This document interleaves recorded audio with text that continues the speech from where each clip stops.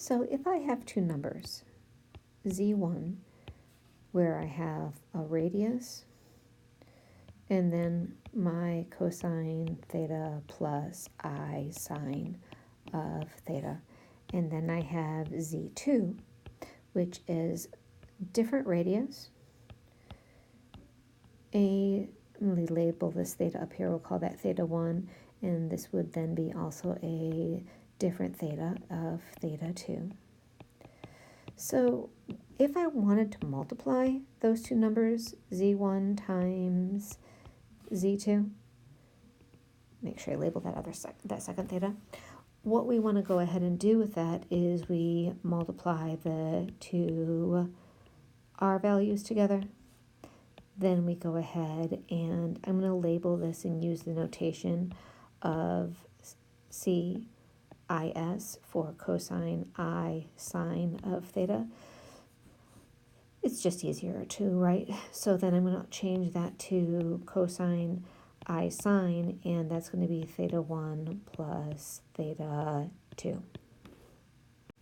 So if I have, for example, two different values, where I tell you that z1 is equal to 4 cosine of 50 degrees plus I sine of 50.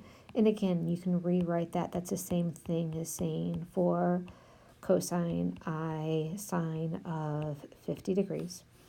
And then I would have a second z value, my second complex number. Again, remember the value z just means I have a complex number. So the second z term, if that was 7 times cosine of 100 degrees plus I sine of 100 degrees, or 7 cosine I sine of 100. To add those two together, z1 times z2, all I'm doing is saying that would equal 4 times 7 cosine I sine of 50 plus 100. So z1 times z2 is just 28 cosine I sine of 150 degrees. All right, so I can do the same thing when I divide those two numbers.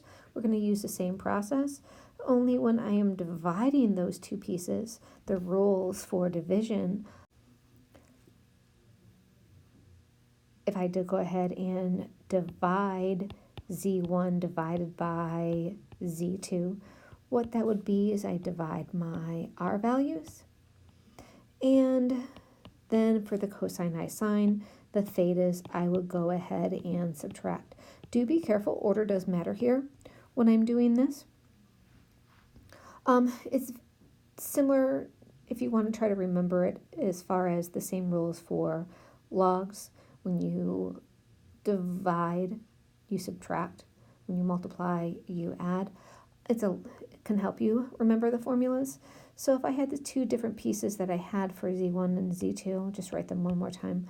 z1 was equal to 4 cosine I sine of 50 degrees, and z2 was equal to 7 cosine I sine of 100 degrees. So z1 divided by z2 would just give me 4 over 7 cosine I sine of 50 minus 100 degrees, which would equal 4 over 7 cosine I sine of negative 50 degrees. But do be careful with this, because one of the things that you have to watch with most of the time, you are going to go ahead and want to make sure that the domain of the values for theta will only be between 0 equaling 0 and 2 pi, or 360, as in this case because we're given degrees. So negative 50 is the same thing as 310 degrees. So your final answer will be 4 over 7 cosine I sine of 310. That goes back up to the beginning. How did I get that 310? That's the same thing as saying 360 minus 50 for my reference angle.